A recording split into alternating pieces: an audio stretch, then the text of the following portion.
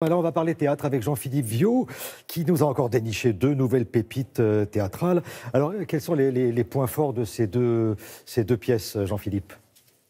Responsabilité pour l'une et rencontre pour l'autre sont les points forts des deux créations originales que je vous emmène découvrir aujourd'hui. La première, on la doit à Isabelle Le Nouvel, c'est Scorpios au loin.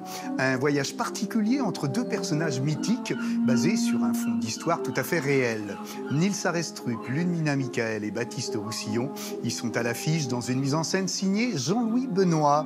Nous sommes en 1959 sur le bateau du milliardaire Onassis.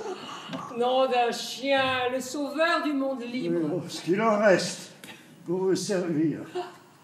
Très honoré, monsieur le Premier ministre. Une nuit de juillet 1959, Churchill est sur le pont, arrive Greta Garbo. Va commencer cette confrontation, d'abord très admirative et puis plus intime, plus conflictuelle aussi. Si vous saviez d'ailleurs le soulagement que j'éprouve à me débarrasser des derniers lambeaux de ma célébrité.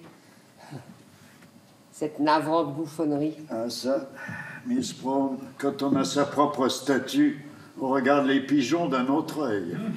En fait, l'argument essentiel, c'est que Greta Garbo renonce à sa carrière au cinéma et Winston Churchill ne supporte pas qu'on renonce. Lui, il lui reproche d'avoir arrêté sa carrière et elle lui explique qu'elle avait envie de vivre sa vie. Désolée, ce n'est pas moi que vous espériez. La vie m'a toujours comblé au-delà de mes espérances. Un homme aussi impitoyable qu'Aristote Onassis en affaires ne peut pas ne pas l'être en amour. La langue est très belle et assez rare.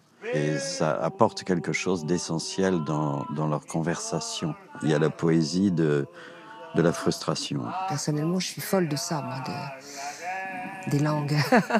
J'ai eu la certitude que désormais, pour moi, la lumière ne pourrait plus que décliner. Et qu'il était temps de m'éclipser. Vous confondez l'éclipse et les ténèbres, ma chère.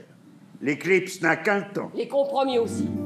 La pièce qui suit se déroule quant à elle de nos jours, c'est pourvu qu'il soit heureux, une sympathique comédie sociale au cœur de l'actualité. Laurent Ruquier, auteur non moins contemporain, en a élaboré l'écriture et Steve Juissa la mise en scène. Francis Huster, Fanny Cotenson et Louis Le Barazé en sont les interprètes. Drôlerie et émotion sont au rendez-vous. Rien de grave. Appelle maman si t'en as besoin. Ça te va? Non, on lève rien de grave. Tu sais quoi? Je vais faire plus simple. Bonjour Camille, appelle-nous si tu veux. Ça raconte l'histoire d'une mère et d'un père qui découvrent à la une du journal la photo de leur fils avec un acteur célèbre, main dans la main, et en train de s'embrasser. Je t'ai amené sur des terrains de football. Je t'ai même amené plusieurs fois sur un circuit de Formule 1. Je t'ai même amené dans les vestiaires. T'avais l'air d'aimer ça. Charles n'est pas mon premier mec. Et Julien non plus. Il y en a eu des tas d'autres. On parle de l'homophobie et les actualités nous montrent qu'il est nécessaire d'en parler. Voilà, ces gens-là, ils ne sont pas homophobes, mais quand tout d'un coup ça les touche de près, et ben là, c'est différent. Marlon Brando, quand même. Ton fils, c'est pas grave, mais Marlon Brando, ça t'aurait dérangé. Après 2 actes où tout le monde a vraiment hurlé de rire, tout d'un coup, on découvre la vérité, la patte humaine. Je pense que Laurent Ruquier parle de ça, c'est-à-dire qu'on peut en rire, mais en même temps, derrière, il tape juste. Il n'y a pas à chercher de qui il tient, hein, maintenant. Pas besoin d'aller bien loin. On l'aime tel qu'il est, avec mes qualités, tes défauts. Aucun point commun entre ces deux propos, vous l'aurez compris.